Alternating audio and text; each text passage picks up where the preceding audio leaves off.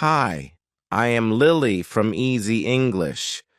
Are you ready to practice speaking in English with me? Let's do it. What do you do? Where do you want to go? What are you up to this weekend?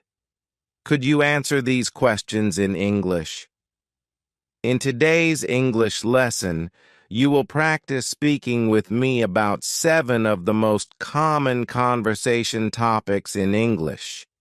We will practice vocabulary, questions, sample conversations, plus you will have the chance to have a sample conversation practice with me too.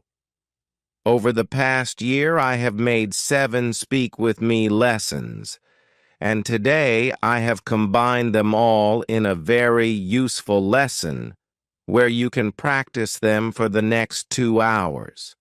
This will help you never forget what you've learned. All right, are you ready to get started? We are going to be talking about these topics today. Drum roll, please. Let's get started with the first one, weekend plans. Are you ready to learn the most important conversation question of all time? At least according to me is that question, what's your name? Number is that question, will you give me money? Number is that question, do you love me? No, no, no. The most important conversation question is, there are actually 2 parts. What about you? And how about you? When someone asks you about your weekend plans and you say a little reply, like, I'm going hiking or I'm not doing much, there might be an incredibly awkward pause. What happens next? Well, this is where the most important question comes in. You can ask them, what about you? Or how about you? You can imagine tossing a ball back and forth. The other person has asked you a question, what are you doing this weekend? They throw you the ball. Now you reply and say, okay, I'm going hiking, or I'm not doing much. You need to throw or toss the ball back to that person, and this question does that. How about you? Means you are asking the same question back to them. What are you doing this weekend? How about you? I want you to remember this wonderful question, either of them. They have the exact same meaning. How about you? What about you? Remember these questions because later, when we practice this at the end of this lesson during our conversation speaking time, remember these questions and use them.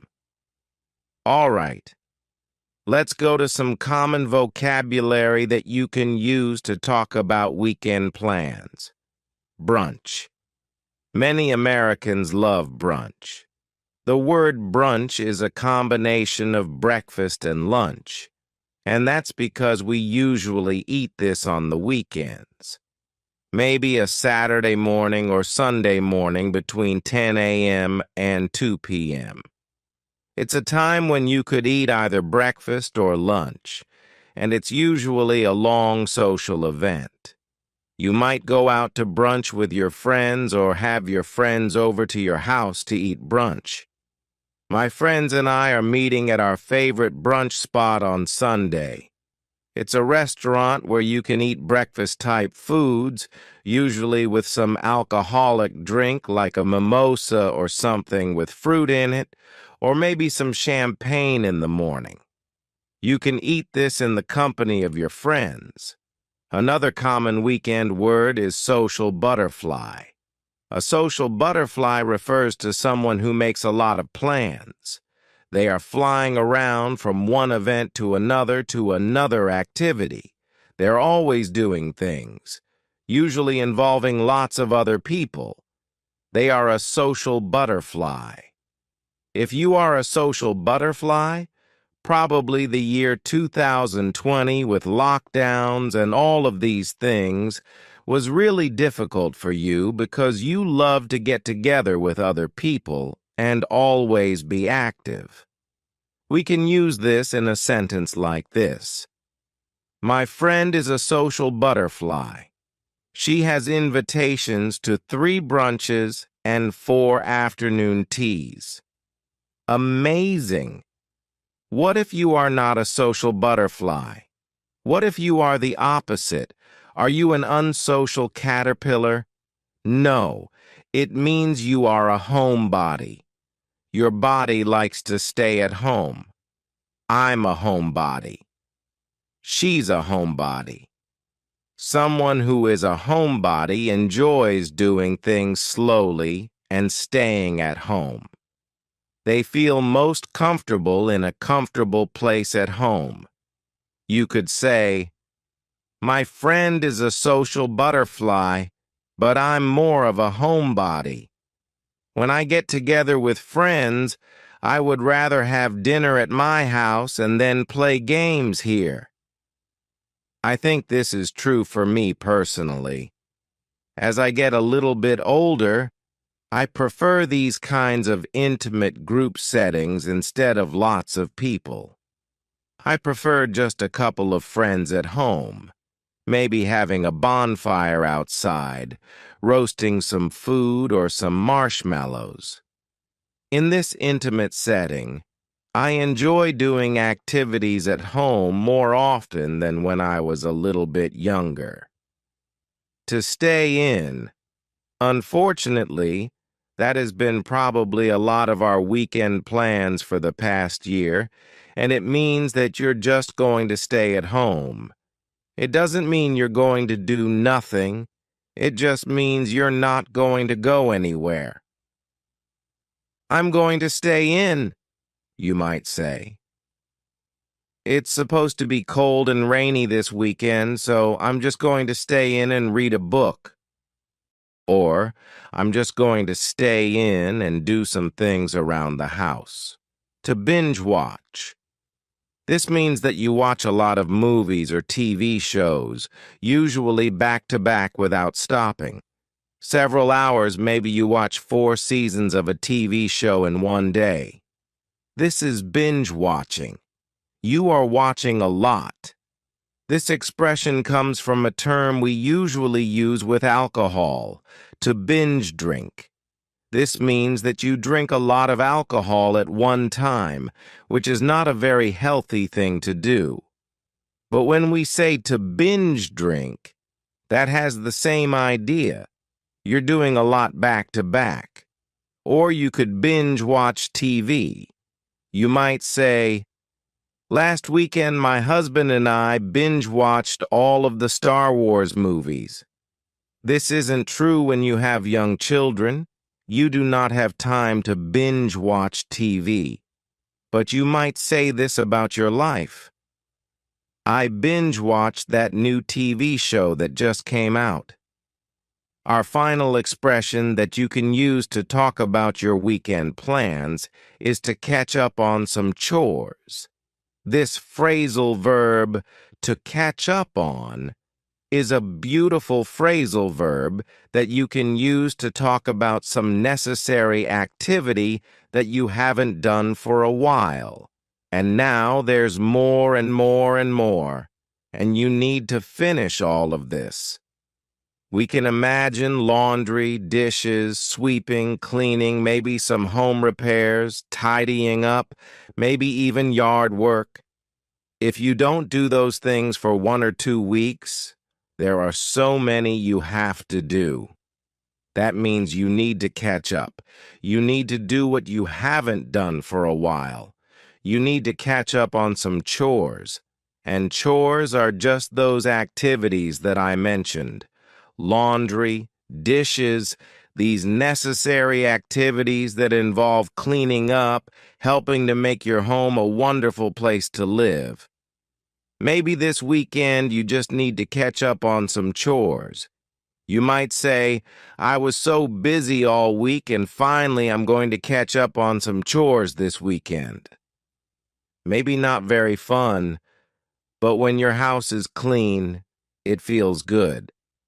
All right, now that we have some common vocabulary you can use to talk about your weekend plans, let's talk about some introduction questions that you might hear and that you can also ask other people. These have varying levels of reductions and fast ways that you will hear them, so I want to help you understand and recognize what other people are saying and also be able to use it. Let's talk about our first question. What are you up to this weekend? What are you up to this weekend?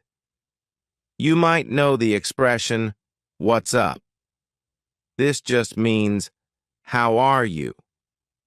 We're using that same word up to talk about, what are you doing this weekend? What are you up to this weekend? But do you think that we usually say it like this? What are you up to this weekend? So clear, so lovely? No, instead we're going to reduce this a little bit, and then we can reduce it a lot more. Let's talk about the first one. What are you up to? What are you up to? Here, the words what and are creating a spoken contraction. Usually when we write, we don't write this type of contraction. It's only in spoken English. But oftentimes, be verbs like are or is or will be are contracted with a question word. What are you up to this weekend becomes what you up to. What you up to. What you up to this weekend. There are a lot of reductions happening at the beginning. What you up to. Here we have what are you being reduced to just what you. And what are has just been smooshed together. We can say, what she up to? What she up to? What she up to? What's she up to? This is really fast. If you say this slowly, what's she up to? It sounds really weird. We only use this in really fast English. So if you are going to say this, it needs to be quickly and reduced and linked together. Most likely you're going to hear this. So I want to make sure that you can understand when someone says, hey, watch up to this weekend. Watch up to this weekend. You can say, ah, I know what that means. What are you up to this weekend? Yes, let's go into our next expression where we're going to also reduce this a bit and help you to understand it. What have you got going on this weekend? What have you got going on this weekend? These all mean the same thing. What are you doing this weekend? But you might hear this expression with the word got. What have you got going on this weekend? When you actually hear this, we don't say it that clearly. What have you got going on this weekend? Wouldn't that be nice, though? Instead, you're going to hear a reduction or a contraction of the first two words, just like we saw with the previous example. What of, so what, and have are going to be pushed together. What have you got going on? That final G in the word going is going to be cut off, and we'll just say going. Let's try to say that all together. You want to try to say it with me? What have you got going on? What have you got going on this weekend? What have you got going on this weekend? Do you think we can reduce this further? Yes. What do you got going on this weekend? What do you got? Here, the beginning of what have you got is just really like you threw it in a mixing bowl, stirred it up, and threw it out on a cookie tray. Well, let's try to break it down so it's not quite so messy and complicated. At the beginning, we have, what have you got? But it sounds like what'da ya. Ya is you. What do you got going? Again, we're going to drop that G at the end of the word going on. What do you got going on? What? Notice what's happening at the end of the word what. Do you hear a clear T? What? Number that T at the end of the word what is going to change to a D sound. This is really typical of American English, where a T that's surrounded by vowel sounds is going to change to a D. It's called a flapped T, and it just rolls off your tongue in a smooth way. What do you got going on? Can you say it with me? What do you got going on this weekend? What do you got going on this weekend?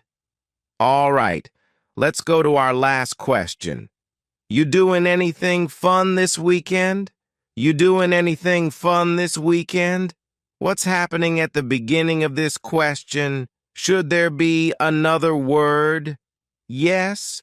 Are you doing anything fun this weekend? Are you? But the word are is on vacation.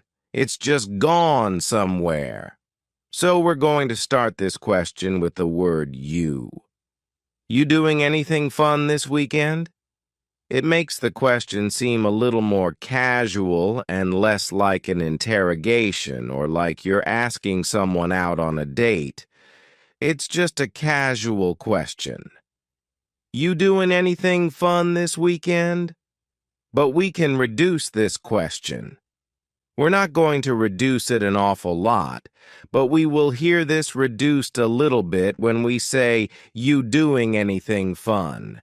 Instead, you're going to hear, you're doing. Yeah, the word you is reduced to ya. You doing? Listen to that G at the end. You're doing. It's gone. It's also on vacation. Maybe it's on vacation with the word are. Let's say, you doing anything fun this weekend? You're doing. That's the main reduction that's going to happen in this question. You're doing anything fun this weekend? You doing? Try to say that with me. You doing anything fun this weekend? You doing anything fun this weekend? All right, let's go on to some other common things that you will hear in these types of small talk, easy, casual conversations. If someone tells you about their weekend plans and it sounds interesting or fun, how can you reply? You might say, that sounds like fun, or how interesting, or just simply nice. If that person is doing nothing, they're just sitting at home, maybe they're going to binge watch some TV and stay in, well, sometimes it's nice to still say something positive in response.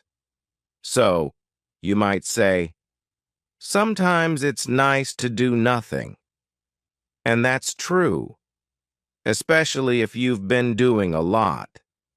Sometimes it's nice just to stay in and relax for the weekend, so you might say, sometimes it's nice to do nothing. Right before we practice our sample conversation together, what can you say at the end? Well, if you're talking about weekend plans, it is before the weekend, so you could just say, have a good weekend or enjoy your weekend. Simple. Great way to end the conversation. All right, let's take a deep breath. Are you ready to put all of this together? What I would like you to do is first listen to a sample conversation. Think about the different parts that are happening.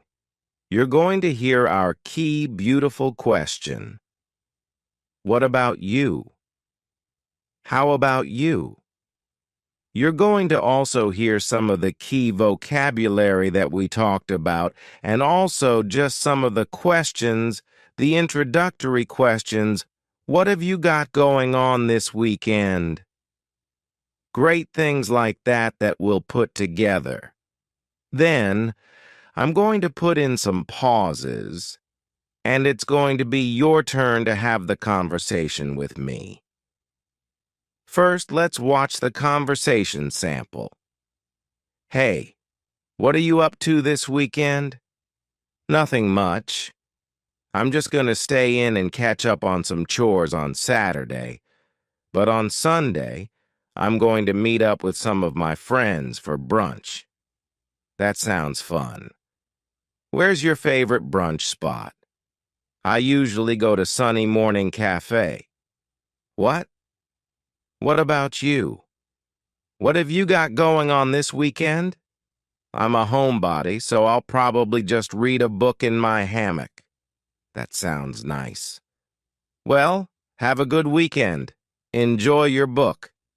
Thanks. You too. Have a good weekend. All right. Are you ready to take this to the next level?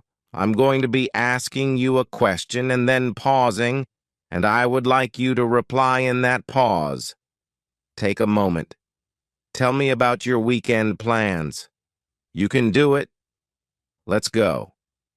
Hey, what are you up to this weekend? How interesting. How often do you do that? Me, I'll probably go hiking since the weather's going to be so warm. Well, nice talking to you. Have a good weekend. Well, how did you do? If you would like, you can go back and practice that little sample conversation. You can take a deep breath and enjoy yourself. That's part of learning English. I want you to enjoy the process. Enjoy the journey. Let's start with some common questions for talking about eating out in restaurants.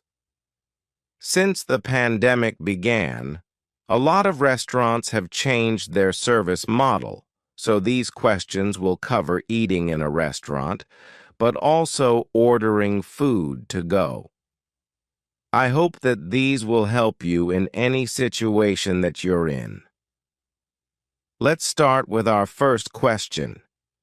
Do you want to eat out? This phrasal verb, to eat out, means at a restaurant. We don't often say, do you want to go to a restaurant? Do you want to eat at a restaurant? We just say, eat out. Do you want to eat out? But we often reduce this question to sound a little more comfortable and casual. You want to eat out? You want to eat out? You is you. You want to eat out? We've dropped the question word completely to just yeah, and then we have reduced want to become wanna. This is a common reduction in English. Can you say this question with me? You want to eat out? You want to eat out? Or we could cut off that first word, yeah, completely and just say, wanna eat out? Ask it with me. Wanna eat out? Great. Then you might ask, where do you want to go? Where do you want to go? But do you think we say it clearly like this? Unfortunately not. Instead, you could say, where you want to go? Where you want to go? This is a similar reduction to our first question. You becomes ya, and want to becomes wanna. Where you want to go? Where you want to go? Should we order pickup? Should we order pickup? I want to let you know that in the U.S., there are a lot of terms that are used for this idea that you're not eating in the restaurant. You're ordering food, but then you get the food and you take it somewhere else. Maybe you take it back home or you take it to a park. We could use a couple of different phrases, and it's just your personal preference. For me, I say, pick up. Do you want to order pickup? Do you want to get pickup? But you could also say, should we order takeout? Should we order carry-out? Should we order takeaway? A lot of different phrases, and you're going to hear these all around the U.S., so it's just your choice what you'd like to use. Another fun question to ask what someone would like to eat is, what are you in the mood for? What are you in the mood for? Don't deny it. Sometimes in your heart, you're just in the mood for comfort food, something that's heavy and rich and reminds you of a cozy, warm time in your childhood. Maybe it's not very healthy, but you're in the mood for comfort food. Or maybe you're in the mood for something light. You want a salad or sushi, something light. This idea of what you're feeling like you want to eat. But we often reduce this question. Instead of saying, what are you in the mood for? We might say, what you in the mood for? Whatcha? Whatcha is, what are you? What you in the mood for? Here, the word you has been reduced to cha. Cha is extremely common in spoken English. The word you gets changed up in a lot of ways. We already talked about one of those. Yeah, and this is another, che. What che in the mood for? What che in the mood for? Or we could reduce this even further. What ye in the mood for? What ye in the mood for? This is extremely reduced, but notice what's happening. What are you in the mood for? The word are is gone, and the word you has been reduced to ya. So when we link together what and you super fast, what you in the mood for? What you in the mood for? You don't want to say this reduction slowly. What you in the mood for? Now we can say it like that to practice for this lesson, but when this is in daily conversation, it's really fast. Fast. That's the purpose of a reduction. Do you think you could say this with me really fast? What you in the mood for? What you in the mood for? Great. All right. Let's talk about some common answers to these questions so that you can be prepared and ready when someone asks you, what you in the mood for? You might say, let's order in. How about some pizza? Let's order in. This is another phrase for talking about bringing the food back to your house. You don't want to get all ready and then go to the restaurant, or maybe you don't feel comfortable doing that. You might just say, let's order in. How about pizza? This expression, how about, is a great way to give a suggestion. This is excellent in professional situations. Hey, how about if we try this marketing plan? Or it's great for informal situations to give a suggestion about something you want to eat. How about pizza? What do you think about that?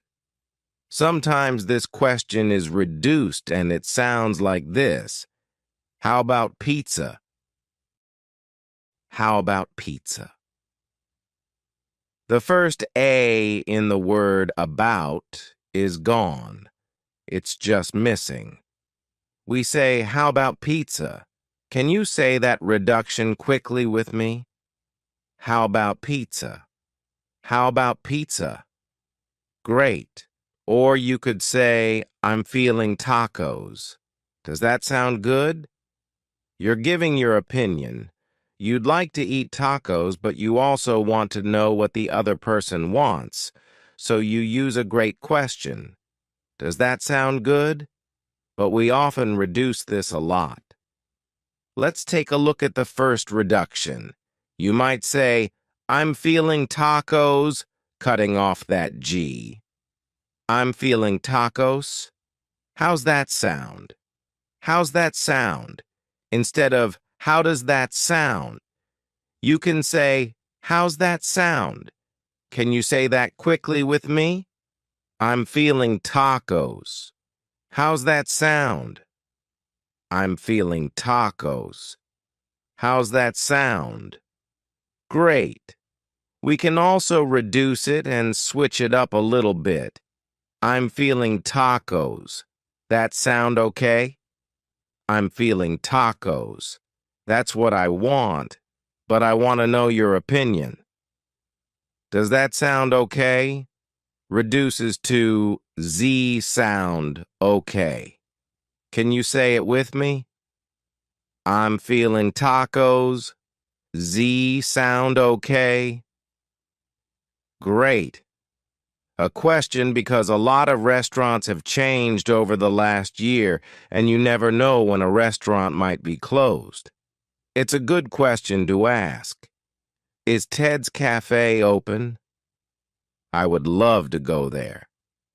Is some restaurant open? I would love to go there. There is a little way that we can reduce this question. Take a look at this. Is Ted's Cafe open? I'd love to go there.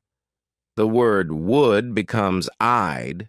Would becomes a. You can say, is Ted's Cafe open? I'd love to go there. Can you say it with me? Is Ted's Cafe open? I'd love to go there. Great. In the U.S., a lot of restaurants are having outdoor seating. You could say, let's go to Louie's, a restaurant named Louie. Let's go to Louie's and eat lunch on their patio. Eat lunch on their patio. This is an outdoor dining area. It's really nice when restaurants have this because sometimes you don't feel like eating at home, but especially with kids, if you don't feel like confining them inside at a restaurant, or maybe you don't feel comfortable doing that, if a restaurant has a patio, it's much more informal feeling, and it's a nice spur-of-the-moment thing to do. A great expression that you can use is, let's grab a bite at Louie's.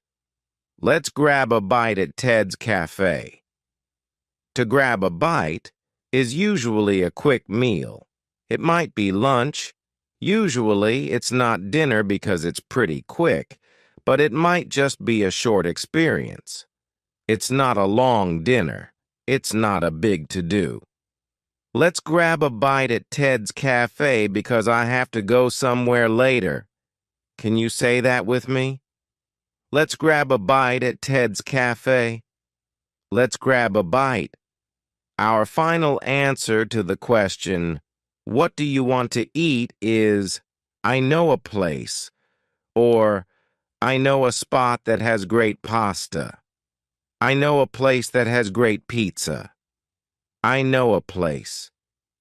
You could leave this simple and just say, I know a place. Come with me.